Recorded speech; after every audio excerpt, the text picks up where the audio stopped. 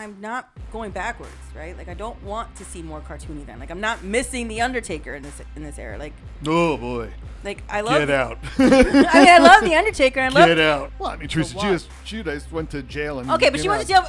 First of all, was she the Nelson Mandela of her generation? Like, what are we talking about here? She accepted fault and she went to jail and served her time. I don't know what you're trying to do here. Welcome to another edition of You're Mean to Me, the podcast. You said that so quietly. Just say it with some energy. You're mean to me. There you go. It still wasn't great. I am Chris Robinson. This is Antonia Robinson.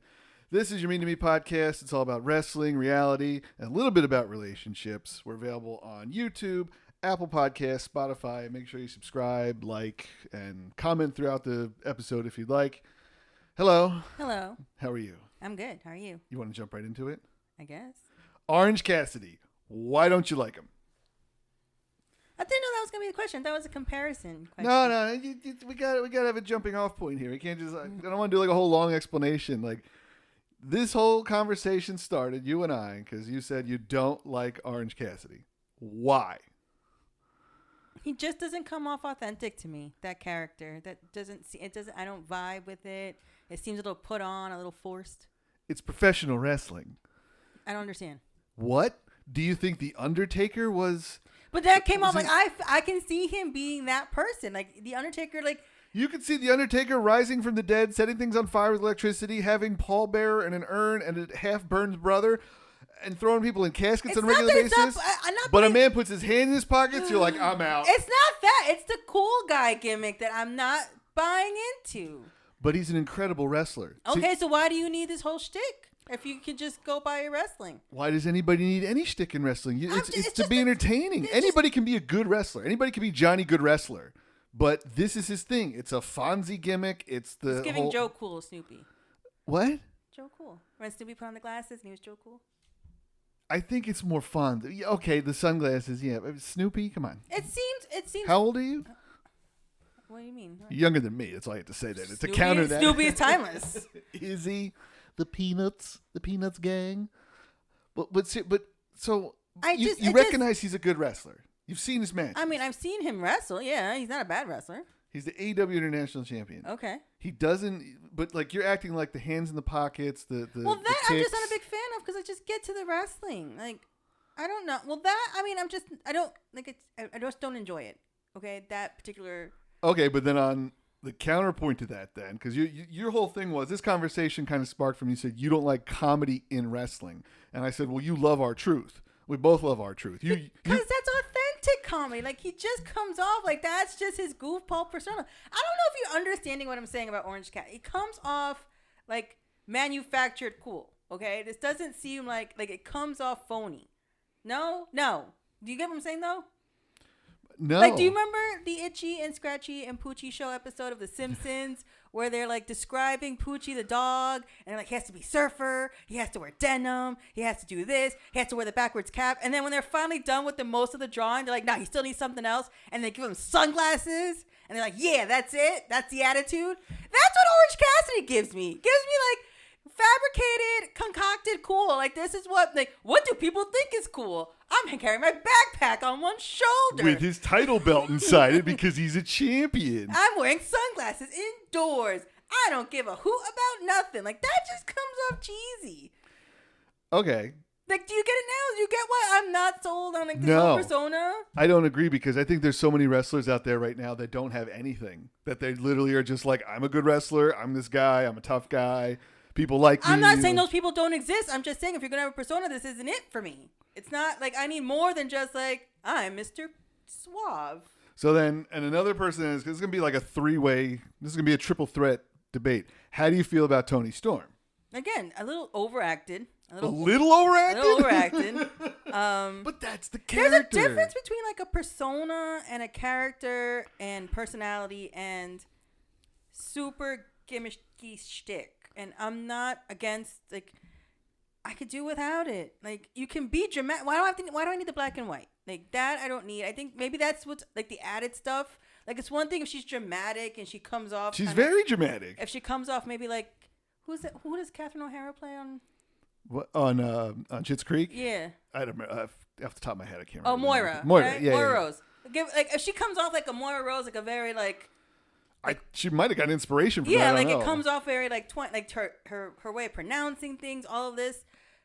But like I guess it's like the extra stuff I feel like maybe isn't needed. Like I don't know, like the black and white. And But like, the whole it thing. sets her apart, especially like we talked about the AEW women's division before when we talked about Sasha Banks last week or Mercedes Moné.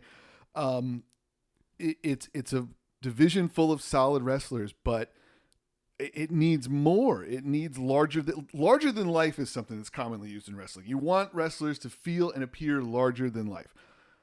Her character feels larger than life. It is a huge exaggeration, and they've brought that into play with the storyline with her and Deanna Praza. Deanna's like, this is not the person I know.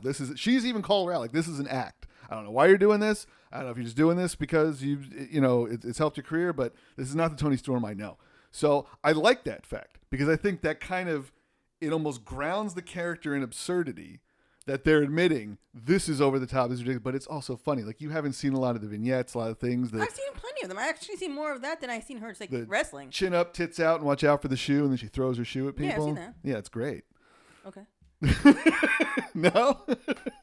Shoe throwing doesn't do it for you either? I don't know. Maybe it's just me, but like, and listen, this isn't like me shitting on AEW again, okay? Because I know people are like, oh, I don't give AEW a chance, and I only love WWE. Like, there are characters at WWE I'm not a big fan of. Like, name one.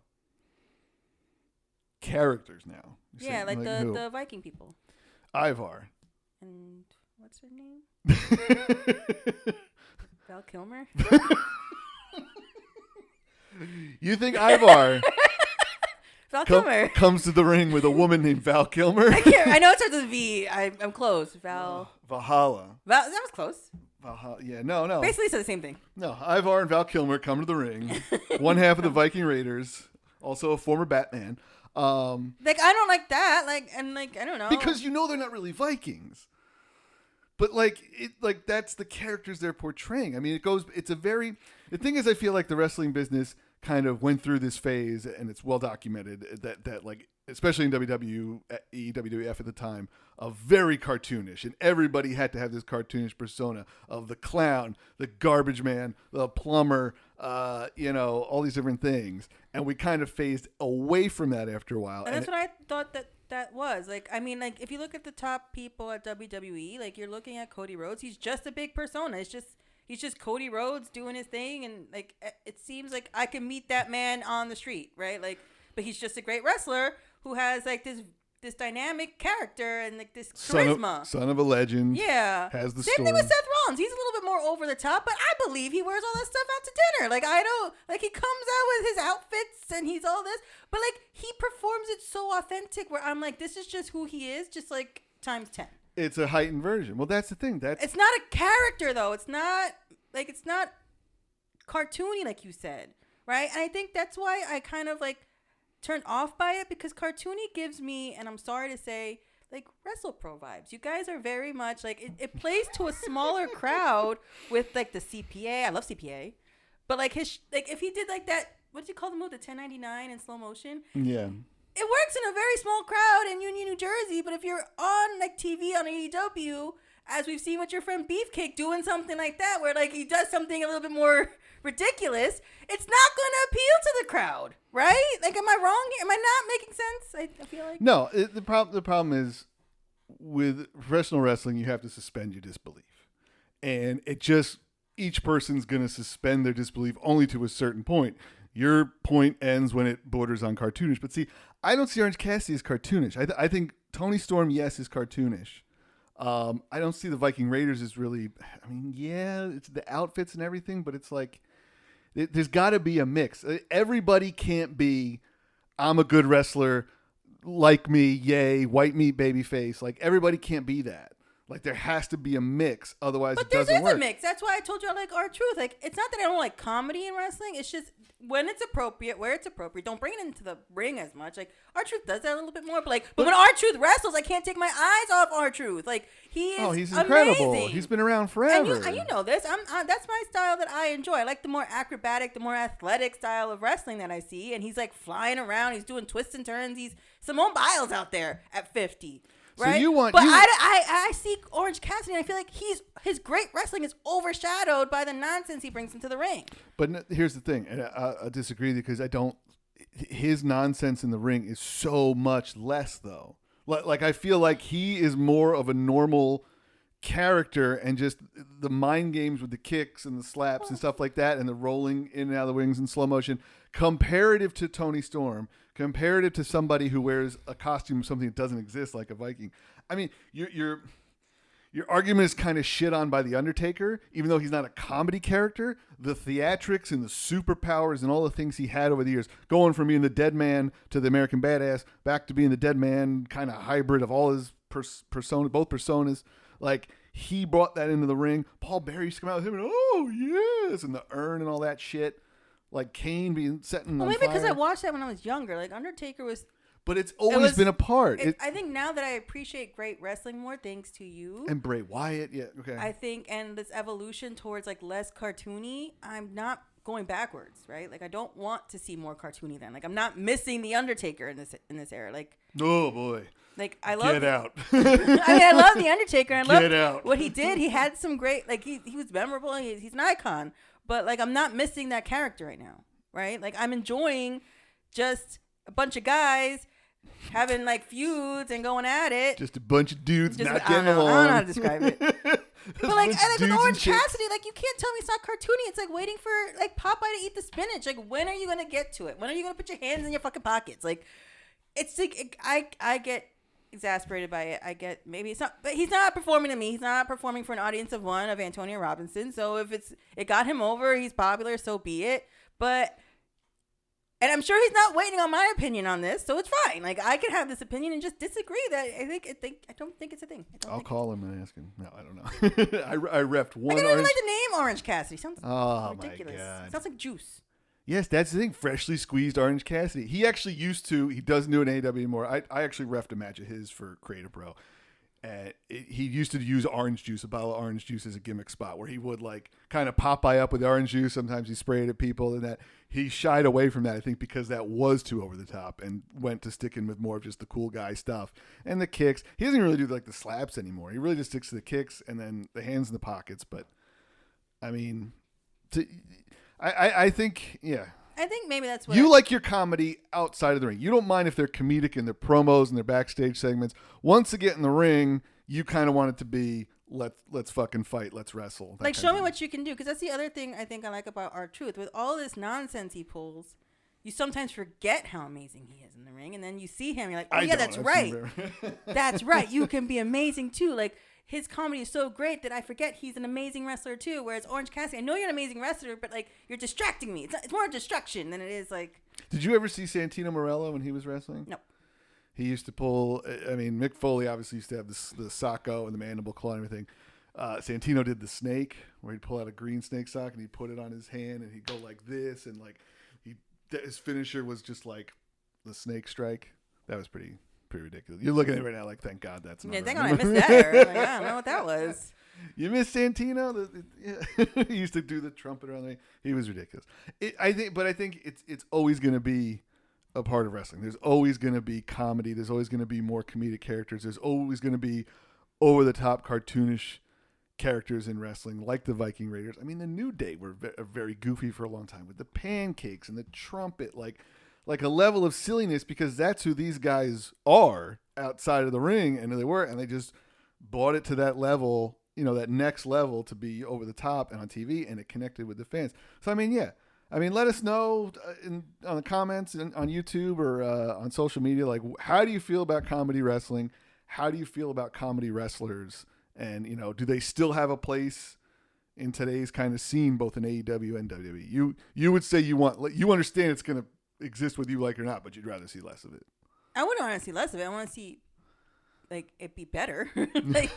like more like R-Truth, comedic. Like, R-Truth, just like, his delivery is just such that it comes off like this guy could just be a guy I see at like Target, and he's just a goofy dude. Like, I don't know.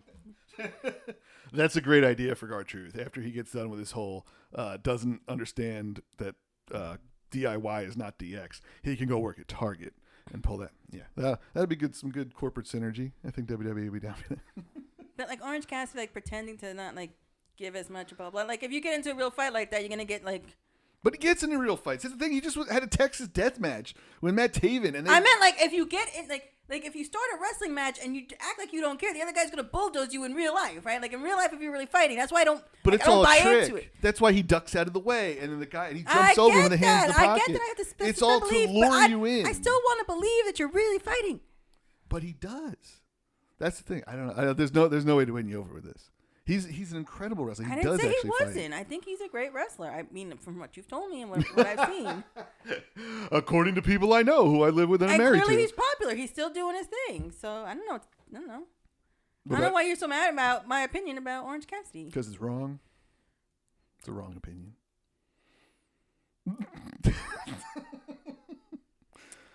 Anyway, all right. Let's shift gears. Let's shift gears to the world of reality television. A lot of shows are ending, right? The Real Housewives shows are ending. Yeah, Miami's reaching they're starting their reunion tomorrow. Right. That's it. I saw something about Potomac's over. I don't really watch it. They have a couple more episodes, I think. Yeah. But I think, we talked about Vanderpump Rules in the first episode of the show, and we've continued to watch it, and I have given it a chance after what I deemed was a kind of boring first episode.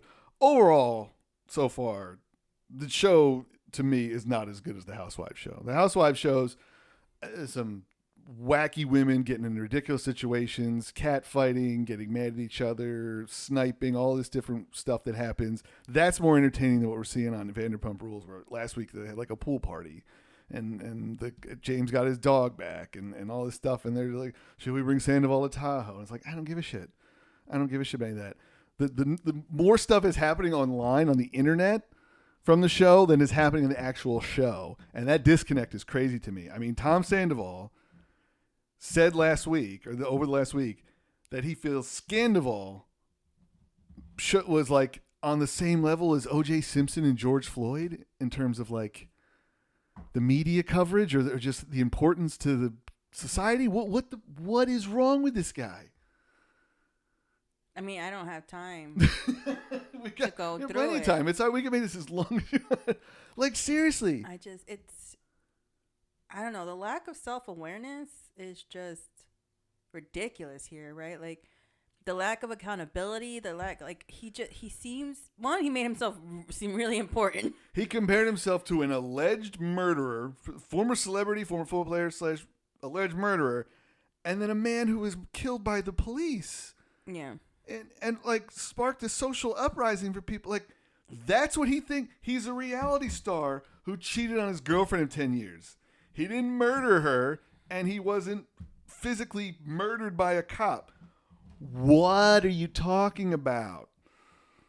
I mean, it's just ridiculous. I don't know what else to say about this man. Like if I'm Bravo, I'm like, this is it. Like this season. No, and Bravo. Just kick him out. I think I mean, you tell me a lot about like the ins and outs of wrestling in terms of like unspoken rules and all this other stuff. I don't think you've been involved in like the Bravolebrity world to know just how toxic Bravo is and the production of it. Like, they don't care how bad this guy is. He's getting people. Well, I mean, Teresa Giudice went to jail and okay, but she went to jail. First of all, was she the Nelson Mandela of her generation? Like, what are we talking about here? Would she ever come out and say some shit like that? No, not Teresa Giudice. I was a political not my prisoner. Queen of New Jersey. I was a political prisoner. Okay, she accepted fault and she went to jail and served her time. I don't know what you're trying to do here. Okay? She's your Queen of New Jersey, Jersey boy. She's my Queen of New Jersey. What? Yes. What? Of this land. Of Jersey. When she dies, is there a Prince Charles waiting? What's happening? What are you talking about? But seriously, like, yes, obviously, clearly, Bravo doesn't care. This woman committed crimes, went to jail, and why do you keep saying women committed? So many people committed crimes. From the Real Housewives franchises? Or from the Bravo franchises? I'm not saying what Tom Sandoval did is a crime. It's not. It's just such a heinous fucking statement to make. And he even came out and was like, I was talking about like the national attention it got on the same level. Still no. I don't care what context you're trying to phrase this in, you fucking lunatic. But if you'd come out and been like, every day of my life is like another 9/11. Like, what are we doing here? I mean, they have distanced themselves from some people because of like very insensitive things they've said. Like, I think Ramona recently got caught being racist. So they have done that. But Bravo isn't one for something like this to like fire people because, you know, people on Potomac have said some stupid shit. Like the women on New Jersey have done weird stuff, and like the men on New Jersey, I feel like have done weird stuff. Like that, I would think it's like that's you should be fired on this level. On what level? Like comparing them? Comparing your reality TV show affair to O.J. Simpson. I mean, this is more obtuse and stupid than like damaging to like the Bravo brand. If anything, got him more like. I mean, he was mentioned on Last Week Tonight with John Oliver. So clearly. SNL took a shot at him. Weekend Update. John Oliver took a shot. Listen, at him. I mean, when you want publicity, you don't care if it's negative, right? That's the whole thing, right? No publicity is bad publicity. So he wants attention as a narcissist. He doesn't care that it's negative. Bravo, like. They feed off of this, right? This is their whole thing. They got to get him to say this shit on the show. Because on the show, it's just all... On the show, he says stupid shit, too. Yeah, but nothing on this level. On the show, it's like, oh, man, should we take him... I personally found more offensive. Well, this is still offensive, but when he used Ariana's mental health against her, when he had that talk with Sheena and said, I tried to break up with her, but she threatened to kill herself. And I was like, homie, you have no credibility here. And even if that was true, why are you throwing her under the bus like that if she was... really going through some real mental health issue, right? That right there could have been a viral offense that you like put out there something that could be untrue and very damaging to her. Yeah. And I like this the stuff he said about George Floyd and O.J. Simpson. Yes, it's very out of touch, very horrible because like some of those things are tragedies. Like people lost lives in both those situations. Yes. But yeah, he's done this before, so I don't think Bravo is really gonna like wag their finger at him. They can be like, "Oh, well, now you're gone." You can't have Andy Cohen tar and feather him on his show. Andy Cohen's now being accused of doing something inappropriate. Like this whole thing, Bravo has turned into one big mess of lawsuits. Like everybody's doing it. Yeah, it's become very toxic. So, but this one, and it's just like, yeah, I don't know. I feel like, I mean, the roughest thing for them is that. I mean, Rachel left the show and cited her mental health and everything that happened. It's like, you know, that right there, like they kind of needed her to be on this season to make it interesting. And I feel like without her, it's been flat. And so now he's out there just popping off at the mouth to get people to watch the show again. But again, there's that disconnect. Like that's the problem. He's saying things. The show's filmed and done, right? It's in the can. And so it doesn't affect anything. It just gets him more hate online. Like he's going on like a press tour for the show because the more he's in the news, the more people are going to be like, "Well, what's going on Vanderpump? Like, let me check in. Let me see what this piece of shit's doing on a daily basis." Yeah, and he is. Listen, I don't think like people are shitting on Ariana and like looking back and playing Monday morning quarterback, being like, "Oh, maybe it wasn't that bad. Everybody needs to get over it, whatever." But like at the end of the day, Tom Sandoval is a dirtbag. He's a piece of shit. And this isn't the first time or the last time he's going to say something super stupid and ridiculous and hurtful, right? These were hurtful comments to... He needs to take a break from being a celebrity. He needs to enter a mental health facility and just get his shit together and like... I don't know. But I'm sure Bravo doesn't want that. I'm sure Bravo, like you said, they're toxic. They're like, nope, keep on going there. Listen, Skippy, the accusations being levied against Bravo by ex-housewives, by people, even like Raquel mentioned how like Bravo treated her, so... Yeah, I'm not surprised that they don't really care. Or they won't like distance him. They won't put him on pause, as they say. Yeah. Oh, all right. And the last thing I'll touch on, this is the time of year where it gets very contentious in this household. Do you know why? I'm going to zoom in on your face. What are you talking about? Hold on, can I guess? Sure. Is it a guessing game? Sure, you love guessing games. What do you think I'm talking about? Come on, don't take all day. I'm not taking all day. I want to think about it. First thought, no, it's a podcast. What are you doing? Is it because of Easter? No, Easter? Is it Lent? Is it Lent related? Easter? No, I don't give a shit about that. Why would that make it contentious? I don't believe in the goddamn Easter bunny. Like, what are you talking about? Is someone's birthday coming up? No. And then I don't know. What are you doing? Spring training. Oh. Because we're a Yankees fan married to a Mets fan. See, I don't know if for the purposes of this podcast, I want to categorize myself as a Mets fan because I can't answer questions that like true Mets fans know, right? I would just say I like the Mets better than all the other teams in baseball. Huh? That's you're a fan of the Mets. What do you try? You went to a game last year and met Ron Darling and you pooping your pants excited. Yes. And then you froze apparently at the game? Yeah. Yeah. Yeah, you've met Ron Darling. You're a Mets fan. But, like, how does it feel going into the season knowing that nothing's going to happen? They're just going to lose, and it's just on to the next year. Like, does that... This is what I meant, but, like, I don't know what you're talking about. Like, You don't know that the Mets lose every year and haven't won a World Series since 1986? I think they have a chance every year, okay? Everybody Why? starts at 0-0, okay? You weren't even born the last time they won a World Series. I mean, granted, you could be like, well, the Yankees haven't won in 15 years. But, like, yeah, but the 26, 27, whatever it is, they're pretty comforting.